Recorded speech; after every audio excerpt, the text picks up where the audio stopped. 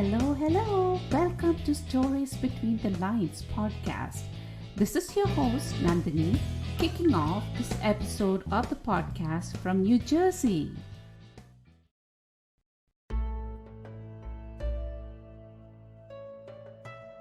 For you, 1,000 times over. A phrase simply means yes, certainly, no problem. But it is also an expression of complete loyalty towards another individual.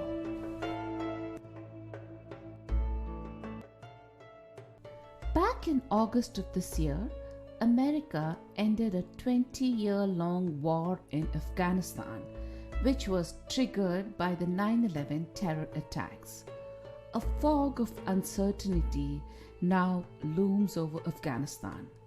While watching and reading the unfortunate scenes unfold, my thoughts instinctively roamed towards The Kite Runner, a captivating novel written by the Afghan American author Khaled Hosseini. When I first read The Kite Runner, I think sometime in 2006 or 7, I was filled with a deep sense of sadness that hung over me for days.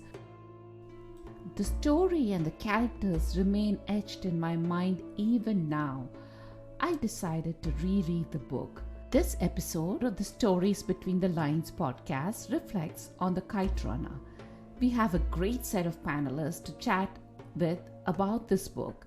Stay with us as we explore many endearing themes through this story of friendship, betrayal, lies, sacrifice, and then a possibility of redemption, a chance to make things right again.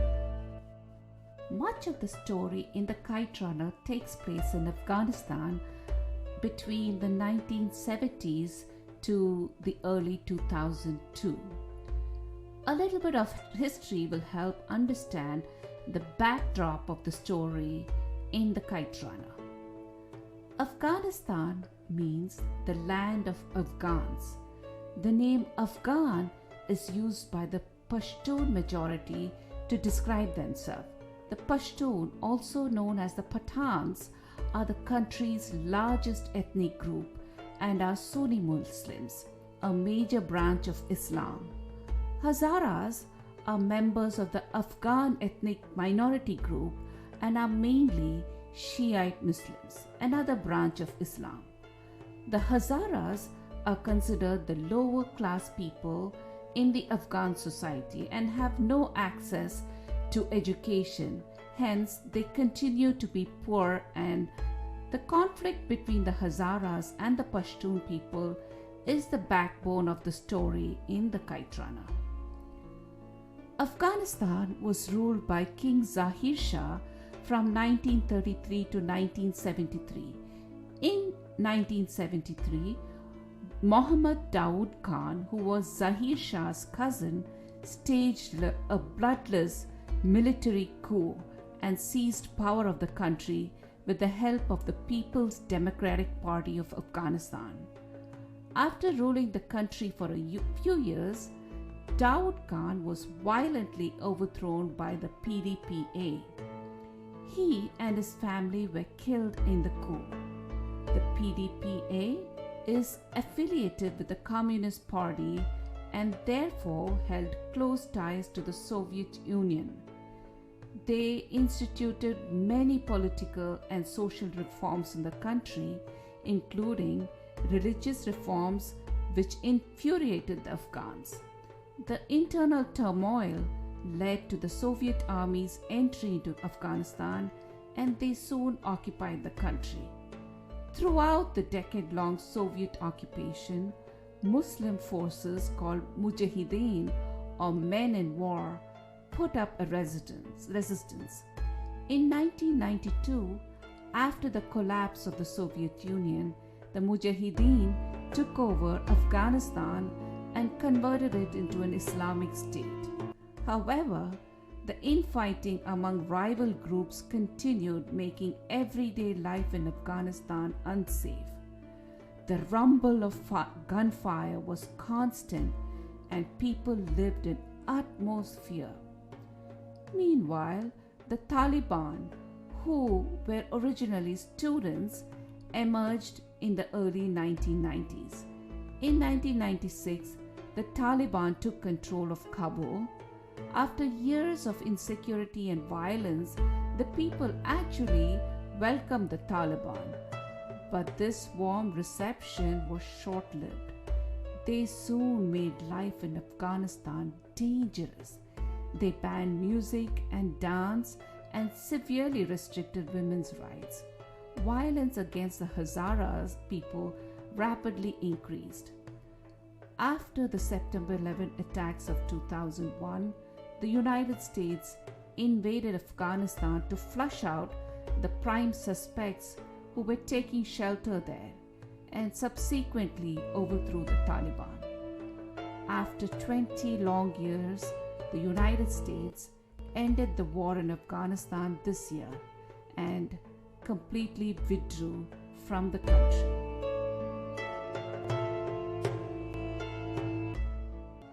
Here's a quick recap of the story by Anushri Dwivedi, who's a high school student here in New Jersey. The Kite Runner is a story of an unlikely friendship between two boys from two drastically different social statuses in Afghanistan. Amir is a young boy growing up in Kabul in the 1970s. His father, whom he calls Baba, is affluent Pashtun. Ali and his son Hassan work as servants for Baba and Amir. Being Hazaras, Hassan is not allowed to go to school. Baba is often aloof and indifferent with Amir. Rahim Khan is Baba's close friend. He is also a father figure and confidant to Amir.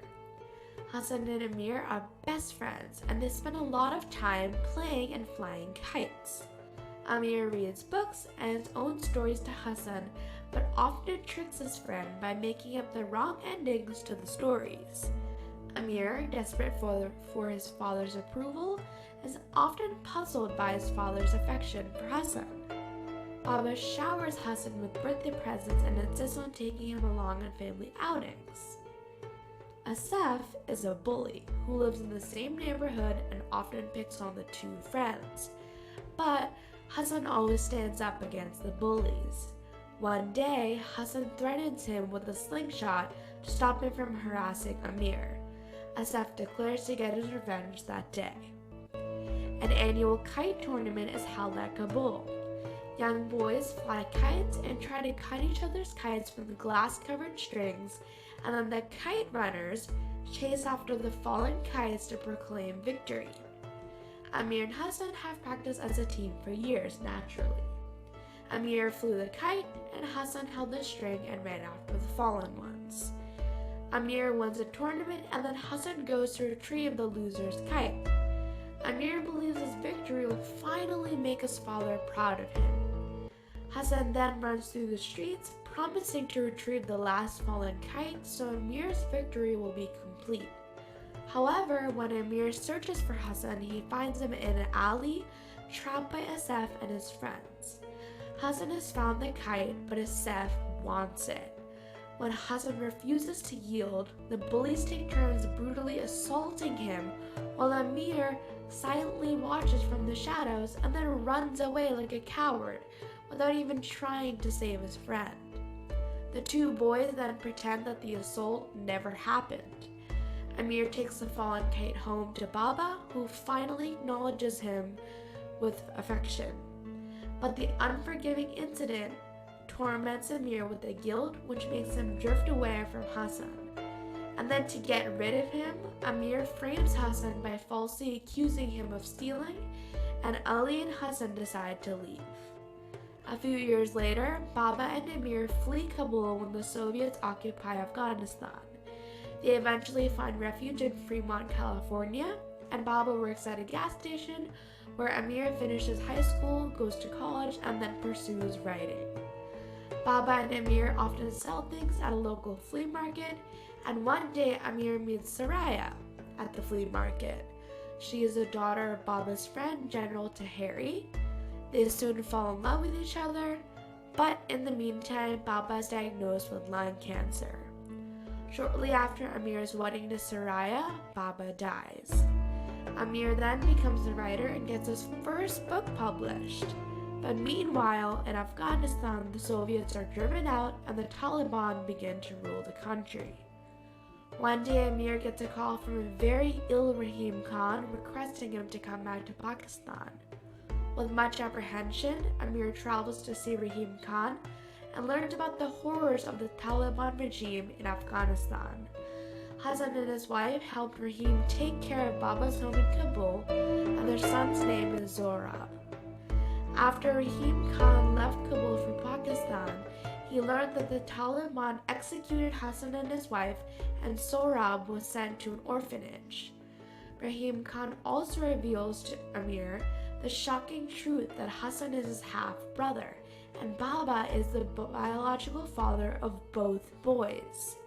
Rahim Khan pleads with Amir to go to Kabul and rescue Sohrab, saying this is his chance to be good again, and Amir finally agrees to go. The journey to Kabul is treacherous, and Amir is shocked by the scars left on the land from the endless war. When Amir finally locates the orphanage that housed Sohrab, he learns the boy has been sold to a Taliban officer. This Taliban officer turns out to be Asef, childhood bully who had assaulted Hassan. Asef is now abusing Sohrab. When Amir offers to buy the boy, Asef refuses and instead beats him brutally. Amir is saved when Sohrab manages to shoot Asef's eye with a slingshot. Amir and Sohrab finally escape and arrive in Pakistan. And Amir then asks Sohrab to come back to the US with him, as Sohrab hesitantly accepts. After much struggle with the adoption and immigration process, Amir finally brings Sohrab to California. Though Sohrab survived the treacheries inflicted on him, he becomes a mute, which means he is psychologically unable to speak or smile at anyone. Many months later, Amir and Soraya take him to the park to celebrate the Afghan New Year. Sohrab notices some people flying kites, something he remembers he used to do with his father. And when Amir wins a kite by fighting another kite, Sohrab's face breaks into a smile for the first time. This first smile is a symbol of a small new beginning, healing for Sohrab, and redemption for Amir. Thank you so much, Anushri. That was very well done. You are listening to the Stories Between the Lines podcast, curating stories to share. Thank you so much for all the great feedback about this podcast. Please keep it coming. Now I present the most exciting part of this episode. We have 3 guests today joining us from different parts of the world to provide their insight into some of the facets of the Kite Runner. We have Rose Leonard, who's a high school language arts teacher. Actually, she's a wonderful teacher at the same high school my kids went to. And then we have Shilpa Tipse from Mumbai, India, and Arun from Singapore. I am so very happy and excited to have you all on board today, and thank you so much for taking time off from this Sunday morning, night, and almost midnight, I think. I'd like to give you all a very warm welcome. We would love to hear a little bit about yourself and an aspect of the book that resonates with you the most. Shilpa, let's start with you. Hi everyone.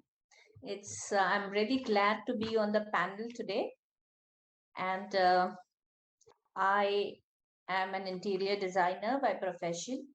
I love to travel, love to read books, and I am into creative writing since the past few years. And I found this book so intense, with so much of emotion, some beautiful moments which shine through the depressing events and settings. It is called guilt, regret, redemption, everything all rolled into one. And I simply couldn't get out of the book for days. I mean, it was quite, it really shook me up. I can totally relate. In fact, all of us can. I think years after reading the book, the story remains etched in in the reader's memory. Absolutely. Rose? Hi, so I teach high school language arts. My name is Rose Leonard. And that is where I was fortunately introduced to the book. It's in our junior curriculum, 11th graders. And the kids told me that I should read it. So I did.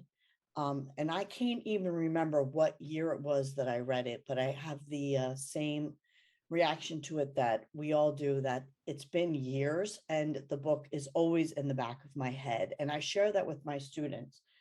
And while I don't have the distinct pleasure and opportunity to teach it to a class, I encourage my students to read it for a choice text, or they read it for their summer reading. So I've had the opportunity to discuss it with students over the years, often.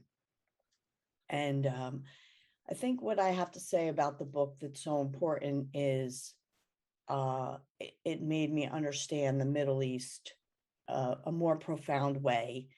And that really, it's a book everyone should read for all the reasons that Shilpa mentioned, but also just for a better understanding of our world.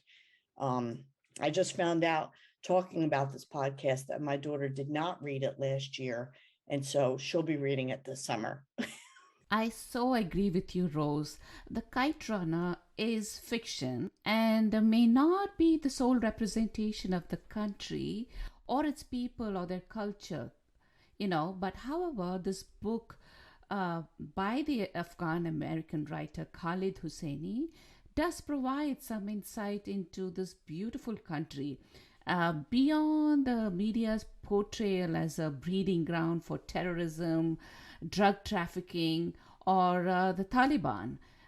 This is his very first book and was published in 2003, just 2 short years after the very tragic 9/11 attacks, and that subsequently led to the US military invasion in Afghanistan. Though through the book and the enduring characters, we got a glimpse of the Afghan people, their language and culture.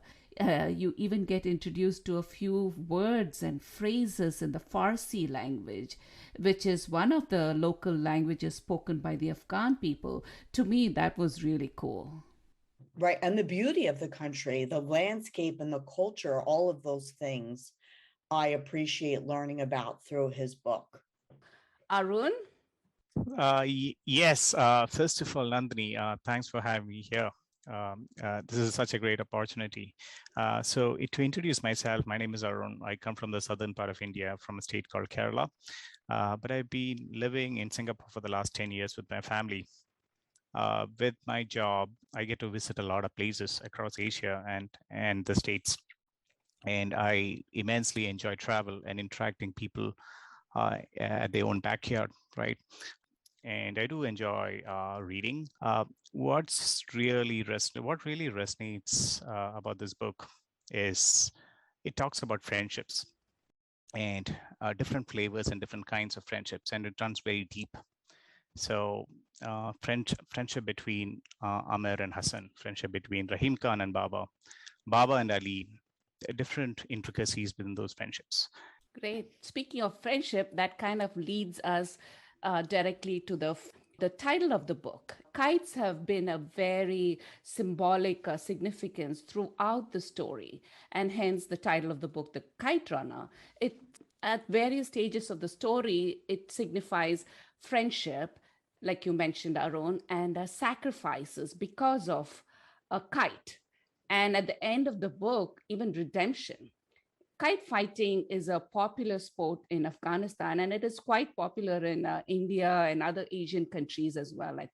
Um, Amir and Hassan are very passionate about this sport, and Amir especially, he feels a connection to his father, who's known as Baba in the book, who's always been kind of aloof towards him, and we don't know the exact reason for it until later on in the story.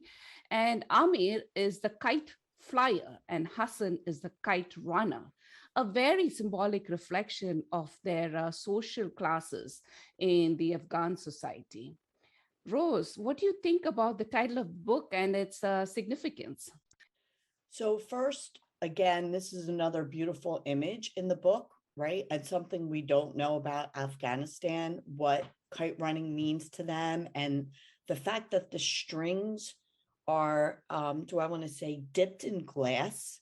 Yeah. So this is a whole level of which we're not aware. So to me, what he is definitely saying about the whole kite running is that it's beautiful, right? The moment the kite takes off, how long it stays in the air, all of those things are beautiful. But at the same time, when they have to cut the string, or if the string breaks, the glass hurts you, right? You're cut by it. And I think it sums up all of the relationships he has through the whole book. He and his friend and what happens to him, he and his father and their relationship, and his relationship with Afghanistan and where he's from. All those relationships have moments of beauty, but then there are moments of pain when he's cut and bleeds like the glass of the kite. So I think it's meant to symbolize both the beauty and the pain at the same time. Usually a kite has two sides. On one side, it symbolizes Hassan's devout friendship towards Amir. He places Amir's happiness above and beyond his own safety when he goes to retrieve that kite which was cut. I mean, a cut kite is a symbol of victory. And because he knows how much it means to his friend Amir, he undergoes potential danger, and his selfless act had dreadful consequences. As we know, the bullies end up raping him while Amir kind of silently looks on. He doesn't do anything about it. And on the other side of the kite, at the end of the book, you kite kind of symbolizes Amir's redemption when we finally get to see the compassionate side of him. And Amir is running to catch Sorab's kite, who's Hassan's son. And that kind of symbolizes his kinship with Hassan as well. And that the famous quote, for you 1,000 times over, kind of comes full circle, don't you think? Right. So even Amir's redemption, think about that. Like, it's beautiful that he has that redemption, but at the same time, the cost of it to him is so painful, right?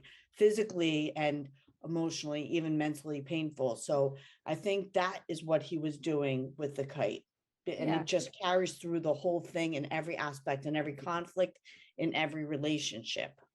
Yeah, and it's beautiful that Khaled decided to call the book The Kite Runner rather than The Kite Fight. Mm-hmm. So almost all characters in the book suffer emotionally, whether it was because of their status in society or they harbor a lifetime of guilt. We see that in Amir and his father Baba as well, the guilt. Hassan and Sorab endure extraordinary sexual and emotional suffering. Shilpa, what characters do you think suffers the most, or with whom you empathize with the most?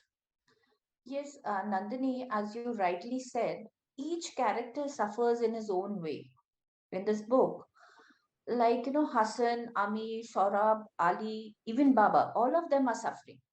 But if I had to pick one, or actually, I would like to pick two, it would be Saurabh and Amir. Like for Saurabh, he was suffering at the hands of destiny. Like he had a very traumatic childhood in a war torn country, was sent to an orphanage when his parents were shot dead, and then he was abused in every possible way. Coming to Amir, like he suffered due to his own actions. If you would have controlled his actions, maybe he would have not suffered all that much, but he chose not to. And due to that, he carried his guilt and suffering till the very end of this book. That is what I think. So true. In my opinion, Sorab probably suffers the most because as a child, as you mentioned, growing up in a war-torn country must have been so very disturbing. And for Amir and Hassan were lucky to see a more peaceful Afghanistan. You know, their childhood was beautiful for the most part. They enjoyed all the simple pleasures of being a child in a beautiful country. But Sohrab, he was raised in a war-torn country, and then being physically abused and tortured sexually and emotionally by the Taliban. I just cannot even imagine how traumatic it must have been. And when Right. Amir rescues him from the clutches of the Taliban, he must have somewhere seen a ray of hope, because you actually get read that a smile breaks out on his face, and thinking that finally maybe the tortures are over. But he attempts suicide when he learns that he cannot accompany Amir to America and must return to the orphanage until the paperwork are finalized. I think the suicide attempt, kind of says it all as to how the poor boy was so distraught and his mental and emotional state at that time. It was a very heartbreaking phase in the book. Yes. Yeah. I'm just going to reflect on Amir's thoughts after his father Baba's death.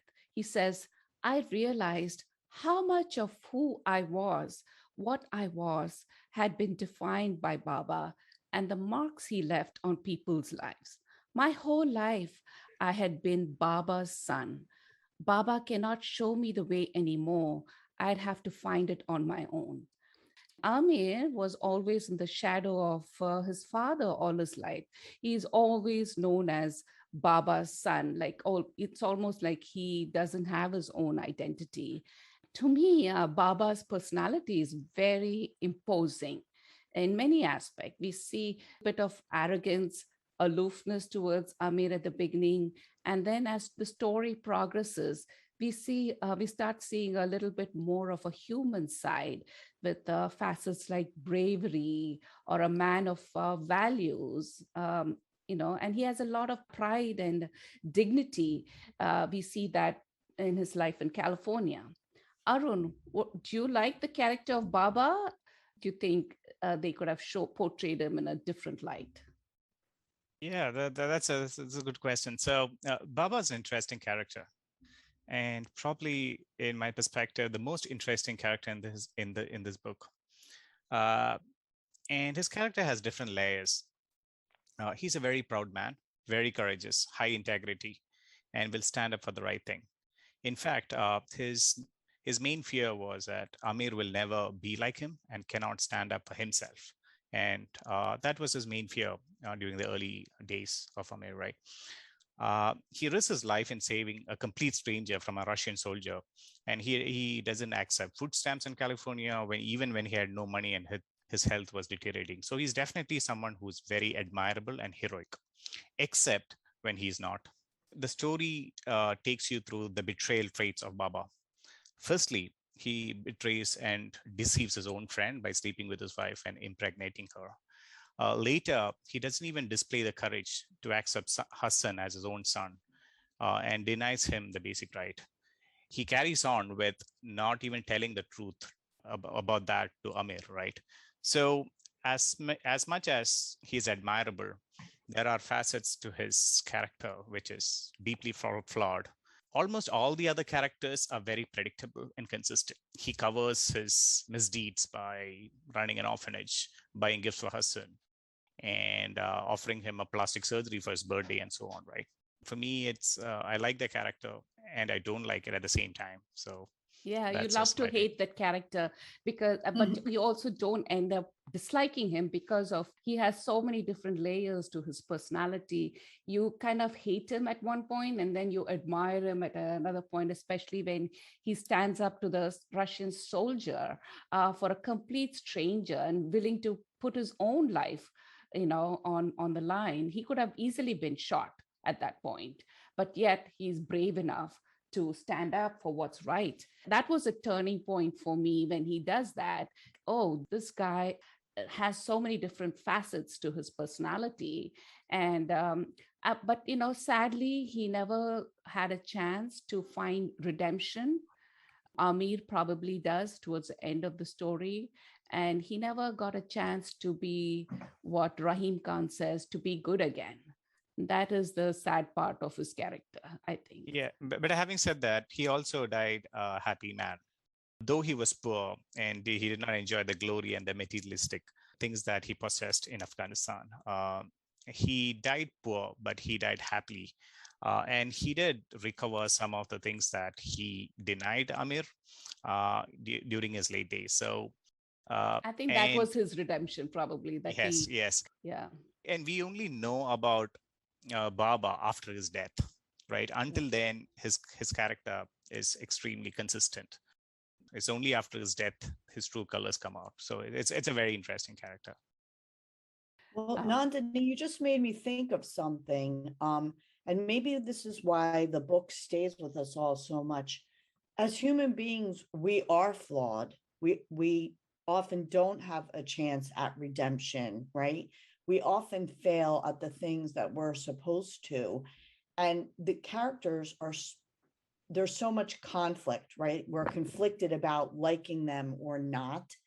But isn't that really the way that we are in real life, right? No one is perfect.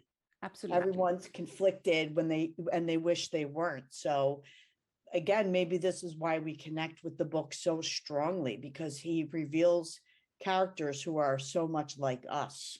Yeah, I think every character you can connect with their personalities in one way or the other. And that's the character with Amir too. He knows that Hassan has been wronged. He could have done something, but he chose to be silent for his own selfish needs.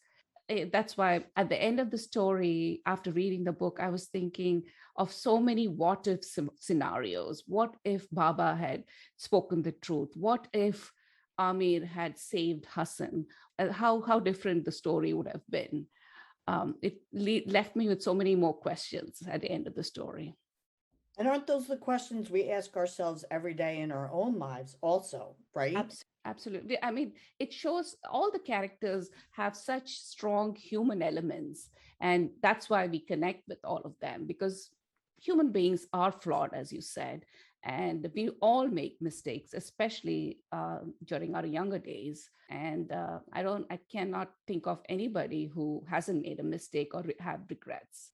Now let's talk about relationships. Whether it's friendship or any relationships, all bonds are built on trust. I think the novel's greatest irony and the most unfortunate or the saddest moments centers on Amir's silence and why he chose to be a bystander. And he could have stopped Hassan from being assaulted by Asaf and the other bullies. I kept thinking, why didn't Amir stop the brutality against Hassan? And why did he act strangely very hateful towards Hassan after this horrific incident? That was kind of very perplexing to me. Rose, what are your thoughts? So it is one of those moments where we almost can never forgive ourselves for our decisions, right? I think it's envy. Amir is so envious of Hassan because Amir's father treats Hassan so differently and better than he treats his own son. So first, we always think we can react to a situation and we cannot, right? Unless we've been in that situation, our brain doesn't actually know what to do. So first, I believe that he's just paralyzed with fear and indecision and doesn't know exactly how to stop the situation. But second, I really feel like the envy takes over for him, and he's almost evilly kind of thinking, the boy who gets all the attention from his father is suffering right now. And then, of course, it's the guilt for the rest of his life. The only way that he can deal with it is by not, he can't love his friend to the same degree that he used to love him because he did not do something for his friend. So that love can't come out in the same way that it did. It can't be expressed. And now it's guilt. So guilt, bitterness. So the bitterness of that he has for himself and what he did that was selfish is why he's just so horrible to his friend, and takes him years to come to terms with that, and leads him to saving, his friend's son. So that's my take on it. That stage in the story was very disturbing for me. We hear of mean kids, we hear of bullies, but Amir, at the core of it, is a good guy, and yet there's an element of meanness in him that gets the better of him. As readers, we kind of want to hate Amir because of his selfishness. He's portrayed as a coward somebody who's scared for most of the story. But Amir is given a chance to make things right, to redeem himself of his past flaws. Rose, you mentioned before, as humans, we all make mistakes and do stupid things, especially when we are young. The fact that he's finally willing to make things right is, I think, a testament of the goodness in him. I think one of the hopeful themes in the story is also redemption. Shilpa, do you think Amir found redemption for his past acts? Yes, definitely. Amir did redeem himself. After leaving Afghanistan, he goes to America, but his past never leaves him. He's always troubled by his past, his betrayal of his dear friend Hassan. And when he hears that Hassan is no more, he thinks he's lost a chance to redeem himself. But then, when he hears of Saurabh and he gets a chance, he risks everything to travel back to Kabul and to rescue him. And finally, he adopts him. And that is his greatest redemption, I think. He tries to set everything right. He realizes his mistake. He suffers the guilt and all everything. Finally, it's redemption for him. That True. is what I think. True. I think when Asaf beats him up and he actually takes in every punch, thinking like this is a punishment for his past guilt. Yeah, right. Very much so. There was redemption for Amir. Yeah, I guess, at least to some degree, not. Yeah. And that's the last part of the book, right? Yeah. The last page, right, where he sees Saurabh flying kite again. So earlier we talked about how the kite is very symbolic in the story. It is also used to show disparity between the social classes between as a kite flyer and a kite runner. Now, throughout the book, there are various symbols that highlight some of the key moments in the story. Hassan's cleft lip, or it's also called the hair lip, is very symbolic in the story. At the very introduction of Hassan, Amir actually reflects on his friend, the hair-lipped kite runner. Later on the story, we learn that Hassan's own mother scorned on his cleft lip with mockery. Arun, what do you think his cleft lip signifies? You think it's like a symbol of inferior social status? Yeah, I don't think it's got anything got to do with the inferior social status or him being a Hazara. To me, at least, it signifies a curse. So it starts with him being born as a curse. His own mother mocks at him at the time of childbirth, right? And Amir also describes him as in very detailed as someone with a facial defect. So it signifies as a curse, and it also tells us that he can't escape that curse. right? That's what it is, right? Baba even tries to fix that defect with the plastic surgery, and the winter comes and the Taliban emerges again, right? So it shows throughout the story that of Afghanistan as a nation, right, is cursed. And as much as it tries to get out of that curse, it is helpless. And that's one of the themes of the novel as well, right? Yeah. And if you remember the end of the story, Amir gets injured in the hands of Asif, and he goes to the doctor and he shows his lip, and the doctor heals him of his wounds, but he says with a lot of trauma that I don't think my wounds will ever be healed. And that's also on the left, if you remember. So to me, it is just a curse which you can't escape no matter what you do. But ironically, that the cleft lip that Amir sustains towards the end of the novel at the hands of the Asif is actually, in my opinion, it kind of connects a symbol of kinship between Hassan and him as well, in a different way. Absolutely. Yep. So are there any other symbols in the stories you want to reflect on, Shilpa or Rose? One of the things that sticks with me the most is the beauty of the environment. Tiles. All I can remember when I think about the book are the way the tiles are described in the house and the trees outside. Like those things stick with me. And I think they were just supposed to symbolize the beauty, of the people, how beautiful Afghan is and their people. So and that's beautiful something else. homes. The homes, it's so serene. Right. The description makes you almost want to visit and experience it. Right. Yeah. I mean, speaking of the beauty of the trees, the pomegranate tree is also quite symbolic. I think I love pomegranates. And in the story, it symbolizes Amir and Hassan's friendship. Again, another symbol of friendship. The boys spend so many days, summer days together there, sitting under the tree. And Amir reads stories to Hassan under the tree. And they both even inscribe their names on the tree. They say Amir and Hassan, sultans of Kabul. I think the tree was kind of a safe haven for the boys as well. But sadly, the tree is also where Amir ended his friendship with Hassan. Amir makes it a point to visit the tree one last time when he goes to Kabul to rescue Shorab. And that was, both a sad and beautiful moment in the story when they show the inscription of the boys on the tree.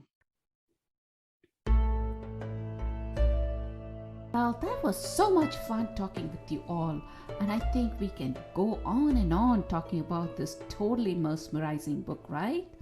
Certain books you read leaves you with a book hangover. The story and characters just swallow you up. There is no doubt that the Kite Runner is one such book. There is so much to ponder over, but sadly, we are out of time.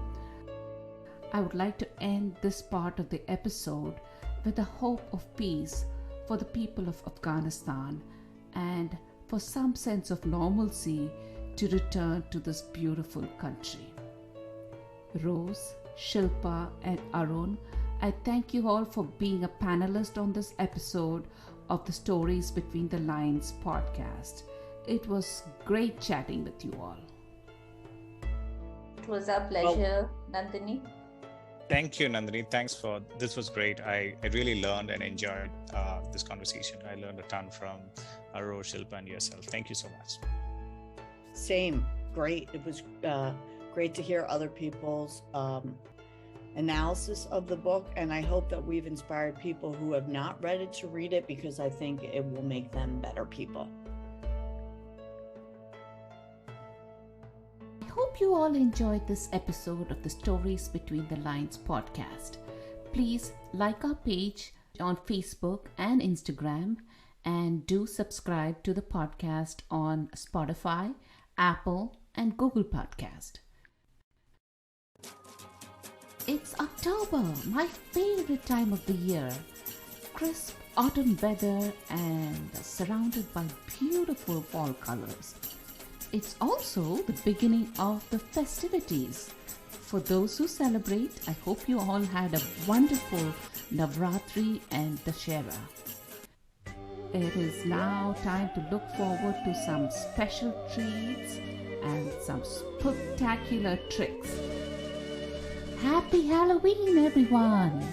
I will be back with another episode of the Stories Between the Lines podcast in November.